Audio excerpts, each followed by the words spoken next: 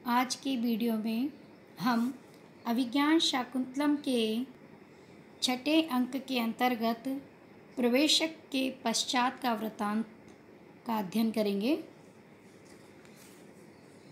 ततः प्रविशति आकाशयानेन सानुमति नाम अप्सरा। उसके बाद वायुयान से विमान से सानुमति नामक अप्सरा का प्रवेश होता है।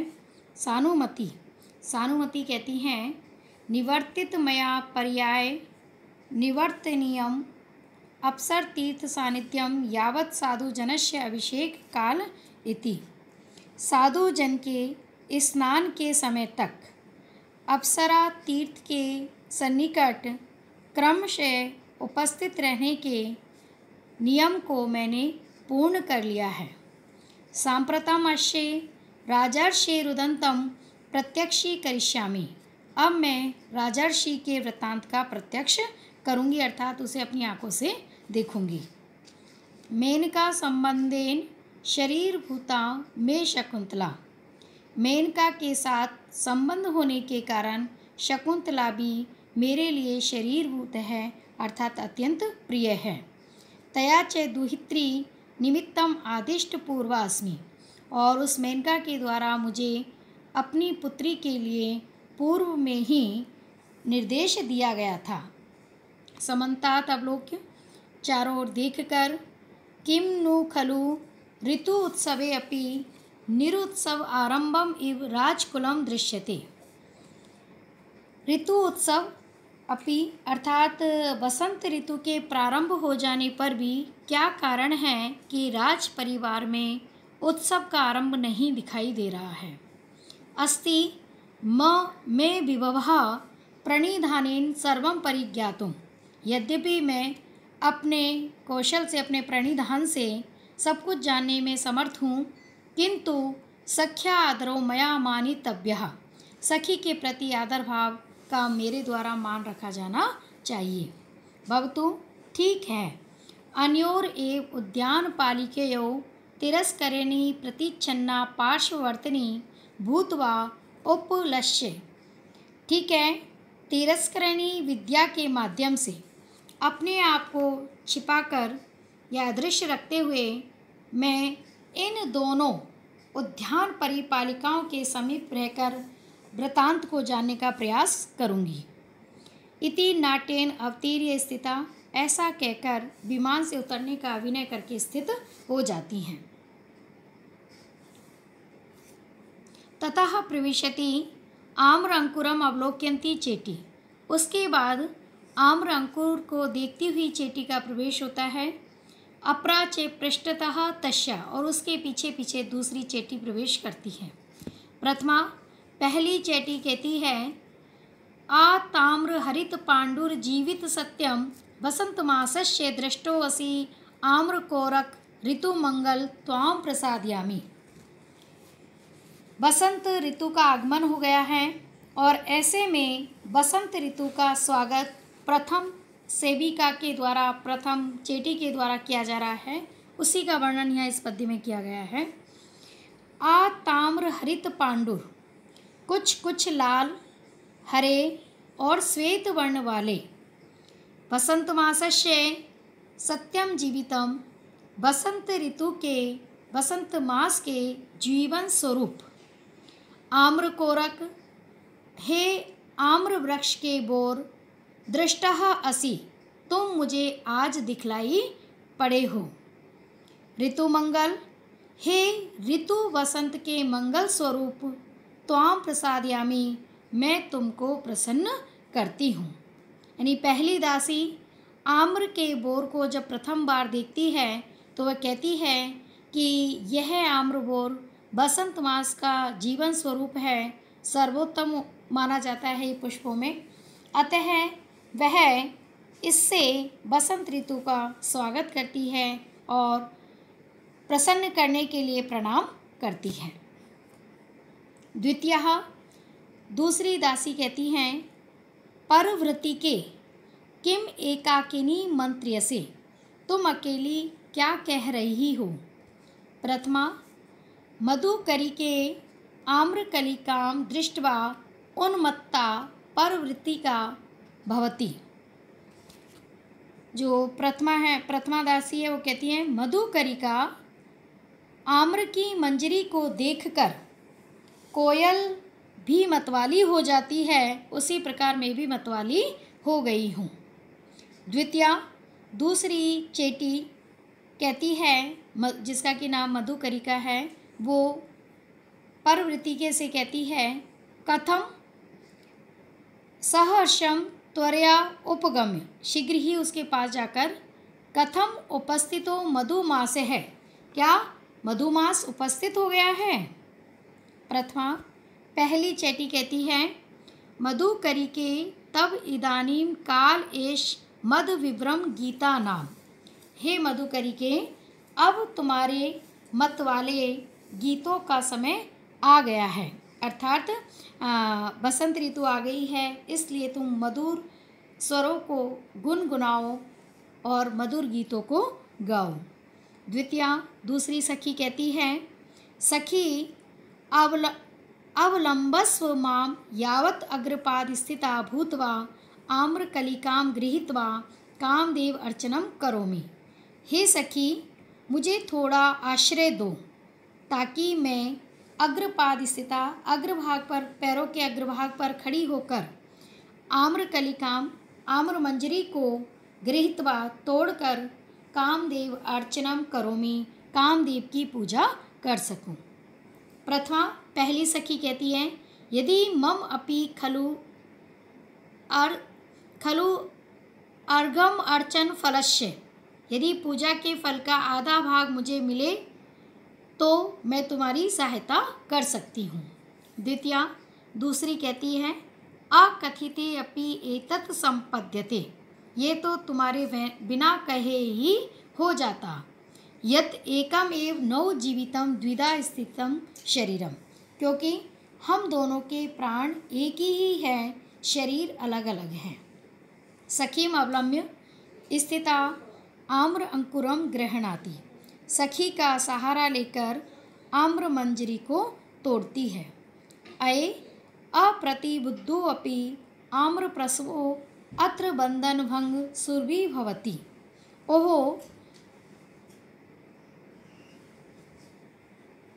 अहो अरे अप्रतिबुद्धो अपि, पूर्ण विकसित न हुई भी आम्र प्रसवो अत्र, यह आम्र मंजरी बंधन भंग अपने व्रंत से टूटने पर सुरभि भवती सुगंधित हो रही है, सुवासित हो रही है। इति कपोत हस्तकम कृत्वा, इति कपोत हस्तकम कृत्वा, यह कहकर अंजलि बांधकर कहती है, त्वम असि मया आम्र अंकुर दत्तः कामाय गृहीत धनुषे पथिक जन युक्ति लक्ष्ये पंचाव्यधिक शरो भव। जो द्वितीय सखी है, द्वितीय जो दासी है, वो कहती है आम्र मंजरी को संबोधित करते हुए अपनी सखी से कि हे आम्र अंकुर, हे आम्र के बोर, तुम मया मेरे द्वारा गृहीत धनुषे धनुर्धारी कामाय कामदेव को दत्तः असि समर्पित किए गए हो। पथिक जन युक्ति लक्ष्य, पथिक जन की युक्तियों के लक्ष्य वाले पंचाविधक है, 5 बाणों में श्रेष्ठ शरह भव, श्रेष्ठ बाण बनो। यहाँ जो द्वितीय चेटी है वो अपनी सखी प्रथम चेटी से कहती हैं कि हम इस आम्र मंजरी के माध्यम से कामदेव का स्वागत करते हैं, और आम्र के वोर को संबोधित करते हुए कहती है कि हे आम्र मंजरी, मैं तुम्हें कामदेव को समर्पित कर रही हूँ। कामदेव को पंचवाणों से युक्त माना जाता है, और इसलिए वो कहते हैं कि पंचवाणों में श्रेष्ठ वाण के रूप में तुम बनो।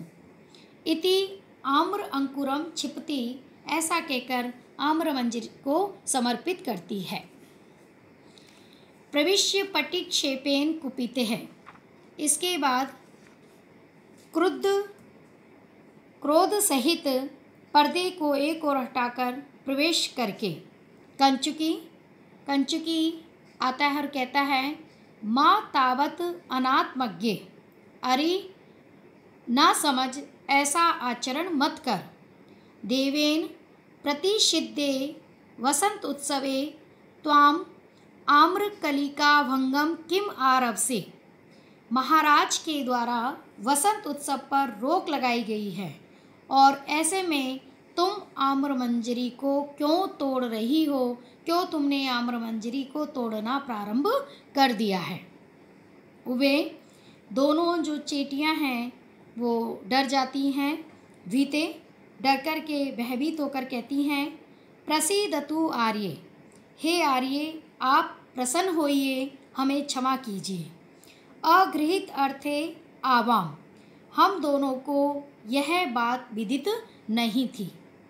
कंचुकी उन दोनों से कहते हैं, न किल श्रुतम युवाभ्याम यत वासंतिकैस्तरुभिरपि देवस्य शासनम प्रमाणीकृतं तद आश्रयभिः पवित्रभिश्च। क्या तुम दोनों ने नहीं सुना कि बसंत ऋतु के वृक्षों और उन पर रहने वाले पक्षियों ने भी महाराज की आज्ञा का पालन किया है? कंचुकी उन दोनों जो चेटी है उनको कहते हैं कि तुमने कैसे नहीं सुना महाराज की आज्ञा का? तो जो वृक्ष हैं, वनस्पति है और जो पशु पक्षी हैं वह भी उनकी आज्ञा का अनुसरण कर रहे हैं। कैसे, उसका वर्णन इस पद्य में किया गया है। आम्राणां चिरनिर्गतापि कलिका वदनाति न स्वं रजः सन्नदं यद्यपि स्थितं कुर्वकं तत् कोरकावस्थया कंठेषु स्खलितं गते अपि शिशिरे पुंसकोकिलानामृतं शङ्के संहरति स्मरोऽपि चकितः तूर्ण अर्धकृष्टं शरम्।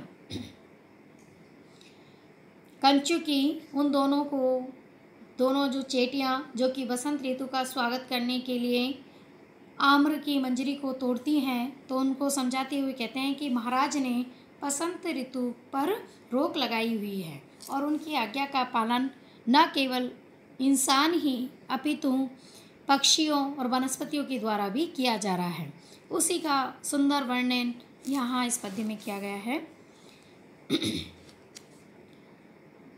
आम्राणाम, आम्र वृक्षों की, चिर निर्गता अपि, बहुत समय से निकली हुई भी, कलिका कलियाँ, स्वं रजः न वदनाति, अपने पराग कणों को धारण नहीं कर रही हैं।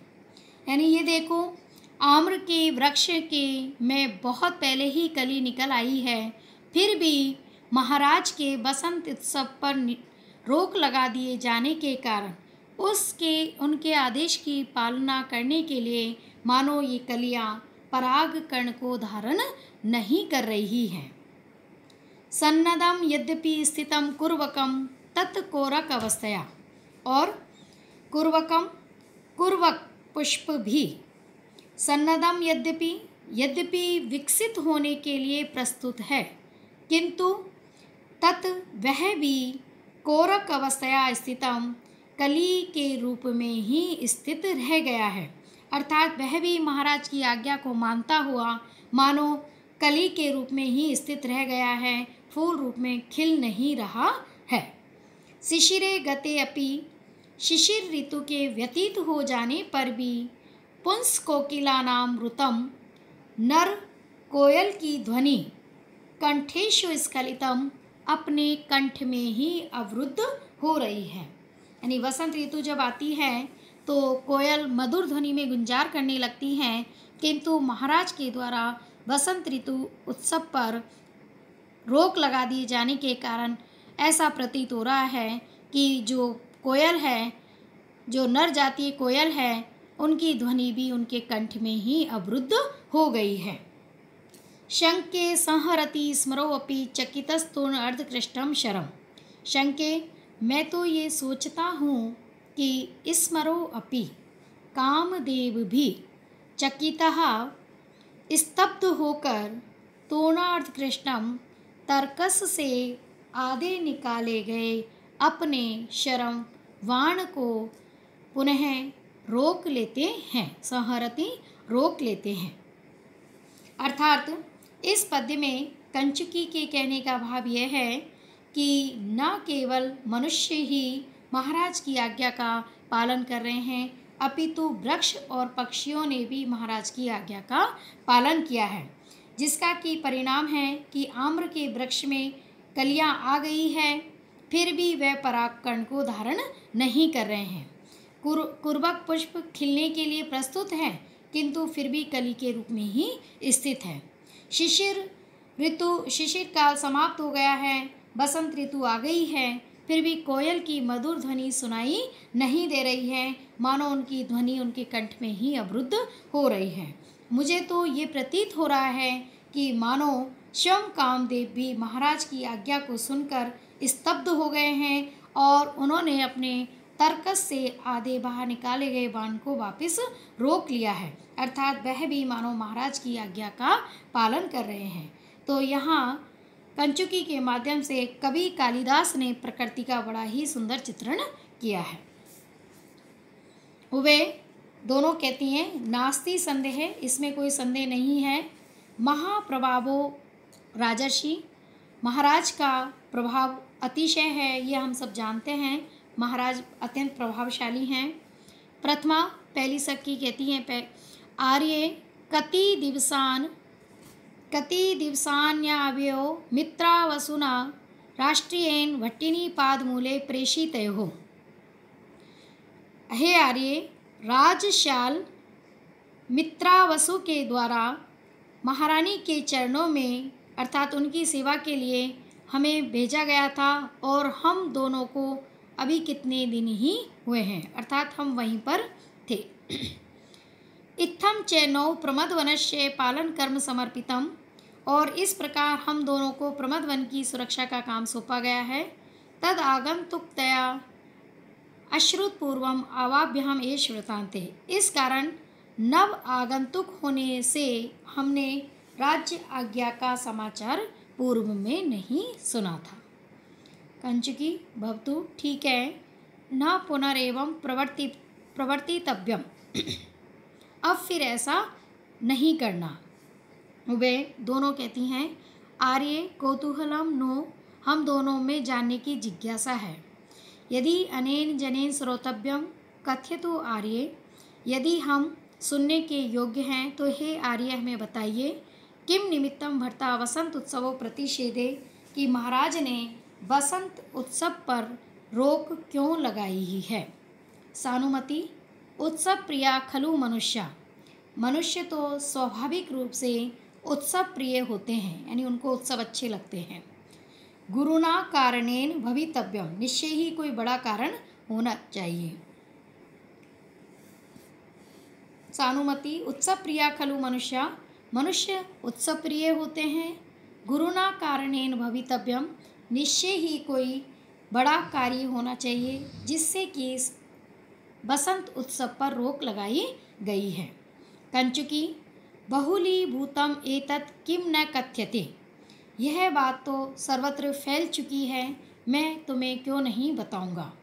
किम अत्र भवतयो कर्णपथम नायातम शकुंतला प्रत्यादेश कौलिनम, क्या आप दोनों के कानों में शकुंतला के परित्याग से उत्पन्न जन निंदा नहीं पहुँची। वे दोनों कहती हैं श्रुतम राष्ट्रीय मुखात यावत अंगुलियक दर्शनम, हमने राजशाल के मुख से अंगूठी मिलने का वृतांत सुना है। कंचुकी तेन ही अल्पम कथितव्यम, तो फिर आप दोनों से कुछ कम ही कहना पड़ेगा। यदेव खलु स्व अंगुलियक दर्शनात् अनुस्मृतम देवेन सत्यमूढ़ पूर्वा में तत्र भवती रहसी शकुंतला मोहात प्रत्यादिष्टा इति। जैसे ही महाराज ने अंगूठी को देखा, उस अंगूठी को देखकर उन्हें स्मरण हुआ कि सचमुच मैंने सम्मानिया प्रिया शकुंतला के साथ एकांत में गांधर्व विवाह किया था और अज्ञानतावश मैंने उनका परित्याग कर दिया है। तद आवृत्येव पश्चातापम उपगतो देवः। तब से लेकर ही महाराज पश्चाताप को प्राप्त हो गए हैं। तथा ही क्योंकि रम्यम द्वेष्टि यथा पुरा प्रकृति भी न प्रत्यहम सेव्यते सय्या प्रांत विवर्तनै विगम्यति उनित्र एव छपा दाक्षिण्येन ददाति वाचम उचितम अंतःपुरेभ्यो यदा गोत्रेषु स्खलितस्तदा भवति च व्रीडा विलक्ष्यश्चिरम्।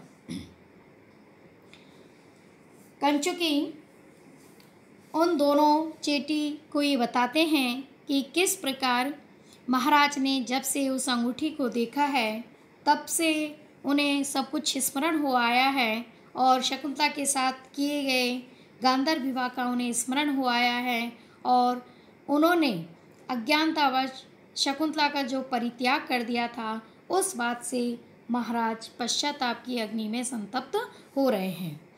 तथा ही जैसे कि रम्यम द्वेष्टि, वो तब से इतने संतप्त हो रहे हैं कि रमणीक वस्तुओं से घृणा करते हैं।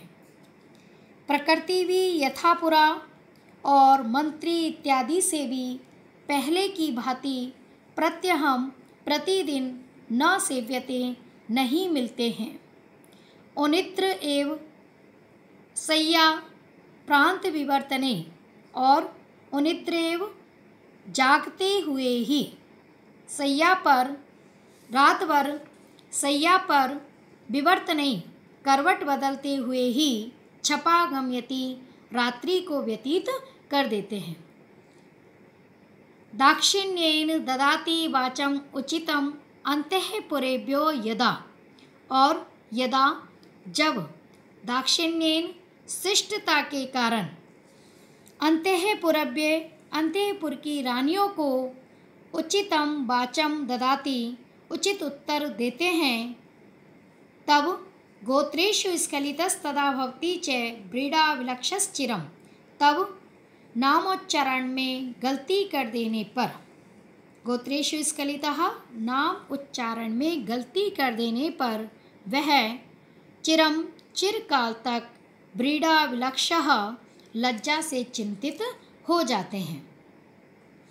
अर्थात इस पद्य में कंचुकी का कहने का भाव यह है कि जब से महाराज ने उस अंगूठी को देखा है उन्हें शकुंतला के साथ व्यतीत किए गए उन समय का पूर्ण स्मरण हो आया है और उन्होंने अज्ञानतावश जो शकुंतला का परित्याग किया उस बात से वह पश्चाताप की अग्नि में जल रहे हैं, जिसका कि परिणाम यह है कि वह रमणीय वस्तुओं से को देखकर प्रसन्न नहीं होते हैं बल्कि उनसे घृणा करते हैं और पहले की भांति प्रतिदिन मंत्रियों से मंत्रणा नहीं करते हैं। रात भर सैया पर करवट बदलते हुए व्यतीत कर देते हैं, जागते रहते हैं और शिष्टाचार का पालन करने के लिए जब वो अंतःपुर की रानियों के प्रश्नों का उत्तर देते हैं तो नामोच्चारण में गलती कर देते हैं और रानी के स्थान पर शकुंतला का नाम ले लेते हैं, जिससे कि वह लज्जित होकर फिर उनका मन विचलित हो जाता है, वह व्यथित होते रहते हैं। तो इस प्रकार शकुंतला जन्य वियोग संताप के कारण राजा के द्वारा बसंत उत्सव पर रोक लगाई गई है, ऐसा कंचुकी के द्वारा उन दोनों को बताया जाता है। आज का प्रसंग यहीं पर पूर्ण करते हैं। आगे के प्रसंग का वर्णन अगले वीडियो में अपलोड करेंगे। तब तक के लिए आप सभी का धन्यवाद।